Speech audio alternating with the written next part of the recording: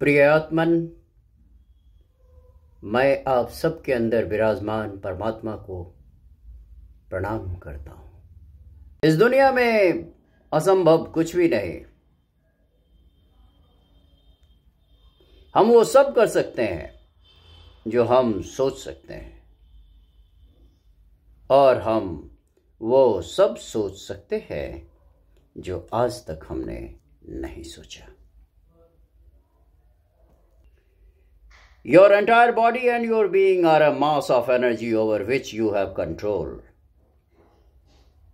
Start by controlling your vibration when you understand that you are literally made of energy.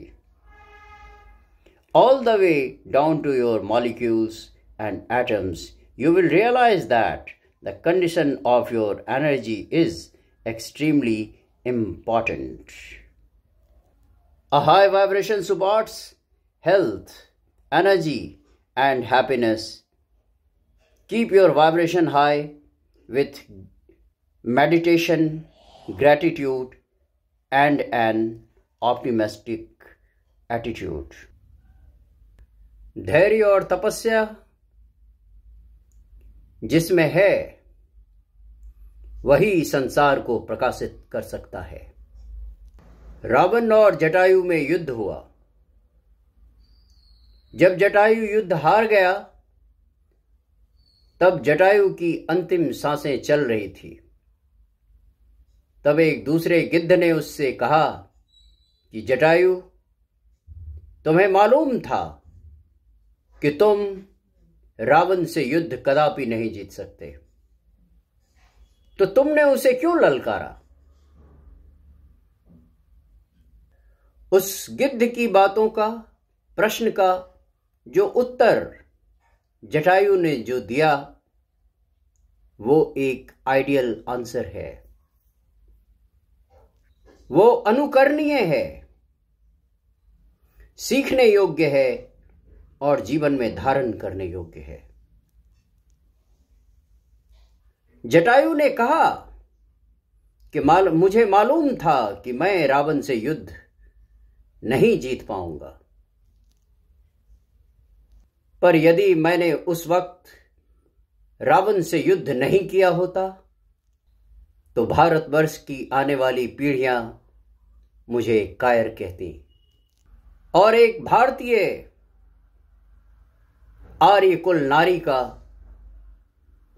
अपहरण मेरी आंखों के सामने हो रहा है और मैं कायरों की तरह दुबका पड़ा रहूं, इससे तो मौत ही अच्छी है। मैं अपने सिर पर कायरता का कलंक लेकर जीना नहीं चाहता था, इसलिए मैंने रावण से युद्ध किया। ये एक पक्षी के विचार हैं। आइए अब एक दूसरा मेटाफर देखते हैं जो कलयुग का ही है। गुरु गोविंद सिंह जी, जिन्होंने सिख धर्म और हिंदू धर्म की रक्षा के लिए अपने आप को बलिदान कर दिया। महीनों चली जंग में जब औरंगजेब को विजयश्री नहीं मिली, तो उसने गुरु गोविंद सिंह जी को पत्र भेजा कि मैं कुरान की कसम खाता हूं, अगर आनंदपुर किले को खाली कर दो तो मैं बिना रोक टोक आप सभी को यहां से जाने दूंगा। गुरु गोविंद सिंह जी ने किले को छोड़ना बेहतर समझा, लेकिन औरंगजेब ने धोखा दे दिया और उनकी सेना पर हमला कर दिया। सरसा नदी के किनारे लंबा युद्ध चला और उनका परिवार बिछड़ गया। 1705 में 21, 22 और 23 दिसंबर को गुरु गोविंद सिंह और मुगलों की सेना के बीच एक युद्ध पंजाब के चमकौर में लड़ा गया। वजीर खां गुरु गोविंद सिंह जी को जीवित या मृत पकड़ना चाहता था। अलाइव और डेड हासिल करना चाहता था। इस युद्ध में गुरु गोविंद सिंह की सेना में उनके 2 बड़े भाई भी शामिल थे। 2 साहबजादा भी शामिल थे, जिनका नाम क्रमशः अजीत सिंह और जुझार सिंह है। और गुरुजी की सेना में 40 व्यक्ति और थे। 40 व्यक्ति, 2 बच्चे और एक स्वयं गुरु गोविंद सिंह। इन 43 लोगों की मात्र उनकी सेना थी। इन 43 लोगों ने मिलकर ही वजीर खां की पूरी सेना का विनाश कर दिया। वजीर खान गुरु गोविंद सिंह को पकड़ने में असफल रहा, लेकिन इस युद्ध में गुरुजी के 2 पुत्रों साहिबजादा अजीत सिंह व साहिबजादा जुझार सिंह और 34 सिख भी शहीद हो गए और मात्र 6 सिख बचे। इधर गुरु गोविंद सिंह जी के छोटे साहबजादा जोरावर सिंह और राजकुमार फतेह सिंह दादी मां गुजरी देवी संग जंगल से गुजरते हुए एक गुफा में ठहर गए। उनके पहुंचने की खबर लंगर की सेवा करने वाले गंगू को मिली और वो उन्हें अपने घर ले आया और असरफियों के लालच में उनकी मौजूदगी की जानकारी कोतवाल को दे दी। कोतवाल ने सिपाही भेजकर माताजी और राजकुमारों को कैदी बनाकर ले आया। अगली सुबह इन्हें सरहिंद के बासी थाने ले जाया गया और इनके साथ इनके समर्थन में सैकड़ों लोग साथ चल रहे थे। सरहिंद में माताजी और राजकुमारों को ऐसी जगह रखा गया जहां बड़े बड़े लोग हार मान जाएं। उन्हें डराया गया, लेकिन उन्होंने हार नहीं मानी। पूस का 13वां दिन था। नवाब वजीर खान ने फिर पूछा, बोलो इस्लाम कबूल करते हो? 6 साल के छोटे साहबजादे, गौर से सुनिए, 6 साल के छोटे साहबजादे, 6 साल के बेटे, 6 साल के बच्चे। फतेह सिंह ने नवाब से पूछा, अगर मुसलमान हो गए तो फिर कभी नहीं मरेंगे ना? वजीर खां अवाक रह गया, मुंह से जवाब नहीं फूटा।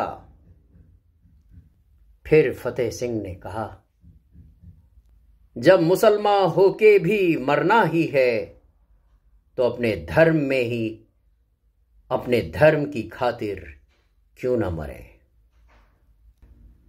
इतना उनके कहने की देर थी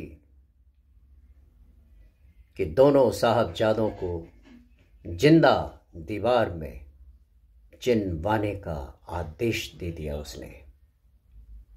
गौर कीजिए, दीवार चिनी जाने लगी। जब दीवार 6 वर्षीय फतेह सिंह की गर्दन तक आ गई तो 8 वर्षीय जोरावर सिंह रोने लगा। फतेह सिंह ने पूछा, जोरावर रोता क्यों है? डर गया क्या? जोरावर बोला, रो इसलिए रहा हूं प्रिय आत्मन, गौर कीजिए, 6 साल के उस हीरो की, रियल हीरो की बातों पर रो इसलिए रहा हूं कि आया मैं पहले था, पर धर्म के लिए शहीद तू पहले हो रहा है। इस तरह गुरु साहब का पूरा परिवार 6 से 13 पूस तक एक सप्ताह में धर्म के लिए, राष्ट्र के लिए शहीद हो गया। पहले पंजाब में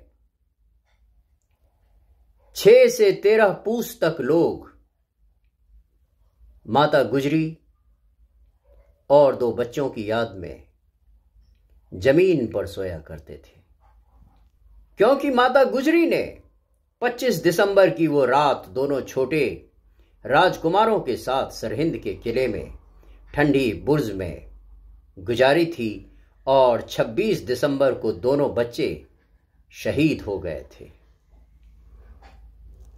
27 दिसंबर को माता गुजरी ने भी अपने प्राण त्याग दिए थे, लेकिन हम बेशर्म भारतीयों ने गुरु गोविंद सिंह जी के इस हृदय विदारक बलिदान को मात्र 300 सालों में भुला दिया। प्रभु श्री राम सतयुग में आए थे और सतयुग का ये पंछी के विचार कैसे थे, उस समय का वाइब्रेशन कैसा था, ये आप देख सकते हैं।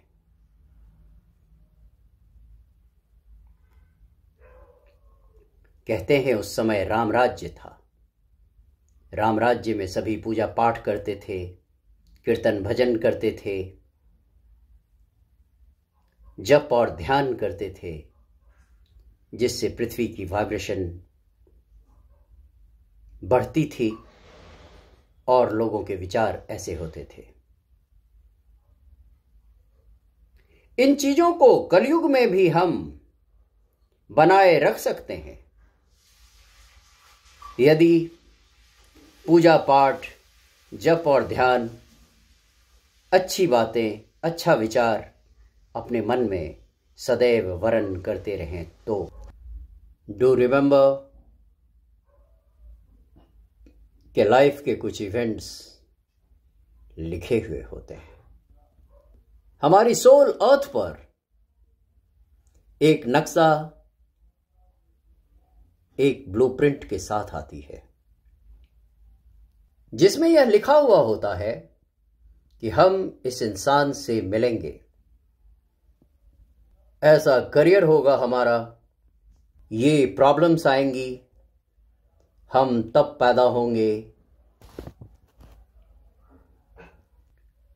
और हम कब मरेंगे, हमारे कितने बच्चे पैदा होंगे, हमारी शादी कब होगी, किससे होगी, ये तमाम चीजें उसमें लिखी हुई होती है। वही हमारी किस्मत, वही हमारी डेस्टिनी होती है। लेकिन यहां याद रखने वाली बात यह है कि वो सिर्फ लाइफ के मेजर इवेंट्स के लिए होती है और बीच में जो कुछ भी होता है वो सब हमारे हाथ में होता है। और जैसे जैसे हम न्यू अर्थ की तरफ बढ़ रहे हैं, आइए पहले हम न्यू अर्थ को समझें। आपको कभी कभी लगता होगा कि ये दुनिया गर्त में जा रही है, गड्ढे में जा रही है। आयरनिक ये है कि वो नेगेटिविटी अभी सरफेस लेवल पे आ रही है, सतही स्तर पे नजर आती है। लोग उस नेगेटिविटी को छुपा नहीं रहे, इसलिए वो नेगेटिविटी नजर आ रही है। जबकि अच्छाई ये है कि दुनिया ज्यादा पॉजिटिव हो रही है, ज्यादा से ज्यादा लोग स्पिरिचुअली अवेयर हो रहे हैं। आपको शायद इस बारे में इतना अधिक पता नहीं है। जब मेरी स्पिरिचुअल अवेकनिंग हुई थी तो लोगों में इतना ज्यादा अवेयरनेस नहीं था। तब लोग इन चीजों पर बातें नहीं करते थे, लेकिन अब ज्यादा लोग इन चीजों पर बातें करते हैं।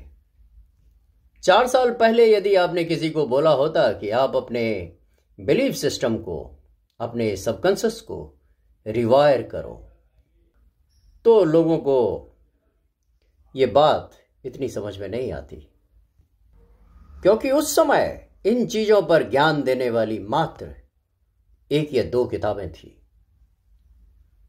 लेकिन आज इतनी सारी बुक्स, इतना सारा स्टडी मटेरियल है इन चीजों पर कि ऐसा लगता है जैसे पूरा मार्केट फ्लडेड है इन चीजों से। And lot of people are talking about it. अब दुनिया ज्यादा पॉजिटिविटी की तरफ जा रही है, और जब दुनिया ज्यादा पॉजिटिविटी की तरफ जा रही है तो उससे ज्यादा लोगों को फायदा होता है। अगर आज आप मेडिटेशन कर रहे हो तो मेडिटेशन से सिर्फ आपको बेनिफिट नहीं हो रहा, पूरे अर्थ को बेनिफिट हो रहा है। अगर आपके दिमाग में ये विचारधाराएं चलती है कि मैं किस तरह क्राइम को एलिमिनेट करूं, किस प्रकार रेप को खत्म करूं, किस तरह दुनिया की हर बुराई को समाप्त करूं, अगर आप कभी ये सोचते हैं कि मैं दुनिया में किस तरह अच्छाई ला सकता हूं, तो यकीन मानिए आपका सिर्फ 15 मिनट रोजाना मेडिटेट करना इस दुनिया को हायर वाइब्रेशन में लेकर जाता है, हायर लेवल पे लेके जाने में मदद करता है। क्योंकि मेडिटेशन से वाइब्रेशन चेंज होता है। अब जब अर्थ के वाइब्रेशन हायर हो रहे हैं तो हमारी मैनिफेस्टेशन पावर भी बढ़ती जाती है। याद कीजिए मिडिएवल एज में क्या होता था, वॉर्स होती थी, न्यूक्लियर वॉर्स होती थी, एक कंट्री दूसरी कंट्री के साथ लड़ रही होती थी। तो वो समय, वो पीरियड ज्यादा नेगेटिव था आज से, और उस समय लोग इतने जागरूक नहीं थे। जैसे जैसे अर्थ हायर फ्रीक्वेंसी में जा रहा है, हमारे मैनिफेस्ट करने की ताकत बढ़ती जा रही है। अब हम ज्यादा जल्दी मैनिफेस्ट कर सकते हैं। अब हमारे मुंह से निकली हुई बातें ज्यादा जल्दी सच हो सकती है, क्योंकि हम धीरे धीरे डेस्टिनी से लाइफ को निकाल के अपने हाथों में ले रहे हैं। अब क्या हो गया है, जब पहले इतने हायर वाइब्रेशन नहीं थे तो अब क्या हो गया है, अब एक्चुअली लोग अपनी डेस्टिनी चेंज कर सकते हैं। फर्ज कीजिए आपकी डेस्टिनी में जो भी लिखा था, आपके कर्मा जैसे भी थे, यदि उसमें कुछ गलत लिखा था तो अब आप उसे रोक सकते हैं, उस चीज को आप चेंज कर सकते हो। फॉर इंस्टेंस कि आपकी डेस्टिनी में यह लिखा था कि आप एक खराब मैरिज में रहेंगे, बट अब आप उस खराब मोमेंट को चेंज कर सकते हैं, उस चीज को आप कभी भी डिनाई कर सकते हो। आई बिलीव मैं मैनिफेस्ट कर सकता हूं या कर सकती हूं एक बेटर इंसान। प्रिय आत्मन, मैं ऐसा कदापि नहीं कहने की कोशिश कर रहा हूं कि आप अपनी शादी छोड़ दो मेरी बातों को सुन के। प्लीज मत जाना इस लेवल पे मेरी बात सुन के, बट धीरे धीरे इसे ट्राई करना शुरू करो। ये इतना आसान नहीं है, बट धीरे धीरे ट्राई करो। ये इतना ही मुश्किल है जितना किसी इंसान को सरकारी नौकरी के लिए, गवर्नमेंट जॉब के लिए प्रिपेयर करना, बट वो चाहे तो कर सकता है। छोटी चीज मैनिफेस्ट करना आसान होता है, लेकिन बड़ी चीज जैसे कि डेस्टिनी बदलना मुश्किल हो सकता है। Nothing is impossible under the sun, but यह आसान बनता चला जाता है जैसे जैसे आपकी नॉलेज बढ़ती है। और अब तो आपको पता है ही कि 15-20 मिनट मेडिटेट करके आपके वाइब्रेशन बढ़ रहे हैं। मेडिटेशन आपके चारों तरफ एक शील्ड बना देता है जो आपके एक्सटर्नल और इंटरनल बॉडी दोनों को प्रोटेक्ट करता है, जिससे कोई भी नेगेटिविटी आपको कुप्रभावित नहीं कर सकती। मेडिटेशन आपको सिखाता है अपने दिमाग के साथ रहना। दिमाग में रहना नहीं। इंसान जब दिमाग में रहता है तो ओवर थिंकिंग करता है, प्लानिंग प्लॉटिंग करता है, कॉन्स्पिरेसी करता है। ये मेडिटेशन नहीं सिखाता। मेडिटेशन आपको दिमाग के साथ रहना सिखाता है। यानी आप जो कर रहे हैं उस समय आपका दिमाग सही दिशा में चल रहा होता है। इसलिए उसे स्टेबल बनाइए, उसे काम डाउन रखिए। काम डाउन कीजिए अपने माइंड को एक ही चीज़ पर फोकस करने के लिए। टू काम योर माइंड, किसी भी तरह से आप मेडिटेट करिए in order to lower your thoughts. जितना आपका दिमाग काम डाउन रहेगा, शांत रहेगा, जितना हमारा दिमाग पीसफुल रहेगा, उतना ही ज़्यादा इजी हो जाएगा हमारा हर सिचुएशन में पीसफुल महसूस करना। बिकॉज हमारा नज़रिया बनता है किससे, कैसे? हमारे पीसफुल रहने से। अगर हमारे दिमाग में क्योस है तो हमें हर सिचुएशन में क्योस दिखेगा। अगर हमारे दिमाग में पीस है, जॉय है, हैप्पीनेस है, तो हर सिचुएशन में हमें पीस, जॉय और हैप्पीनेस दिखेगा। सो पीस, कामनेस, जॉय, हैप्पीनेस सब अपने दिमाग में भरना है। वो कैसे भरेंगे?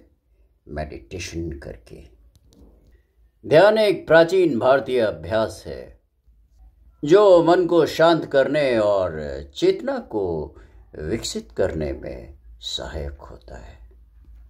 ये तनाव, चिंता और अवसाद को कम करने में, अवसाद यानी डिप्रेशन को कम करने में भी प्रभावी है। ध्यान को एक शक्तिशाली रूप में बताया गया है क्योंकि ये हमारी भावनाओं और मानसिक स्वास्थ्य को गहराई से प्रभावित करता है। यह हमें हमारे विचारों और भावनाओं को नियंत्रित करने, इसके अभ्यास से हमारा मन शांत और एकाग्र होता है। अशांत मन भटकाव और नकारात्मक विचारों का कारण बनता है, जबकि शांत मन स्पष्टता और सकारात्मकता को बढ़ावा देता है। ध्यान हमें विचारों को नियंत्रित करने और उस पर हावी होने के बजाय हमें उन्हें केवल देखने की क्षमता प्रदान करता है। यह हमें चिंताओं और नकारात्मक विचारों के पैटर्न से मुक्त होने में मदद करता है। ध्यान के माध्यम से हम धीरे धीरे नकारात्मक विचारों और भावनाओं को पहचानना और उन्हें जाने देना सीखते हैं। ध्यान के अभ्यास से हम अपने भीतर के गहराई में स्थित शांति से जुड़ पाते हैं। ये एक ऐसी शांति होती है जो बाहर की परिस्थितियों से प्रभावित नहीं होती। यदि आपने अभी तक मेडिटेशन करना शुरू नहीं किया है तो जरूर कीजिए। ये आपकी लव लाइफ हो या चाहे आपका करियर के ब्लॉकेज, मेडिटेशन से सारे ब्लॉकेजेस हील हो जाएंगे। मेडिटेशन आपको आपके हायर सेल्फ से यानी आपको आपकी आत्मा से कनेक्ट करती है। जब आप मेडिटेशन में होते हैं तो स्पष्ट रूप से आपको अपना पास्ट लाइफ दिखने लगता है। पास्ट लाइफ दिखने के बाद ये भी दिखने लगता है कि अब क्या होने वाला है। अब क्या होने वाला है ये ज्ञान आपको मेडिटेशन के माध्यम से पूर्व में ही हो जाता है। मेडिटेशन आपको आपकी आत्मा से जोड़ता है। इसके लिए रोजाना आप अपने आप को 15-20 मिनट दीजिए। इससे आपको नींद अच्छी आएगी, आपकी नेगेटिव एनर्जी बैलेंस हो जाएगी, आपकी नेगेटिव एनर्जी पॉजिटिव हो जाएगी। मेडिटेशन आपके माइंड को ट्रेन करता है फोकस करने के लिए और आपके अननेसेसरी विचारों को रीडायरेक्ट करता है। ये आपको आपके सराउंडिंग्स के प्रति जागरूक रखता है। यह हमारे स्ट्रेस लेवल को रिड्यूस करता है और डीपर कंसंट्रेशन को डेवलप करता है। इससे आपका आउटलुक पॉजिटिव होता है। आपके स्लीप पैटर्न्स मेडिटेशन करने से हेल्दी हो जाती है। ये आपको सेल्फ डिसिप्लिन्ड बना देता है और किसी चीज़ को बर्दाश्त करने की क्षमता भी आपकी मेडिटेशन करने से बढ़ जाती है। मेडिटेशन करने से आपको ऐसा लगेगा जैसे आप थके हारे थे और किसी ने आपको एनर्जी बूस्टर पिला दिया। मेडिटेशन करने से आपको ऐसा लगेगा कि अब आप दुनिया में कुछ भी कर सकते हैं। मेडिटेशन आपके सोल को पावरफुल बनाता है। जिस तरह हम अपने मोबाइल को चार्ज करते हैं उसी तरह हमें मेडिटेशन करके हमें अपने आप को चार्ज करना होता है ताकि आपकी एनर्जी और वाइब्रेशन दोनों हाई हो सके।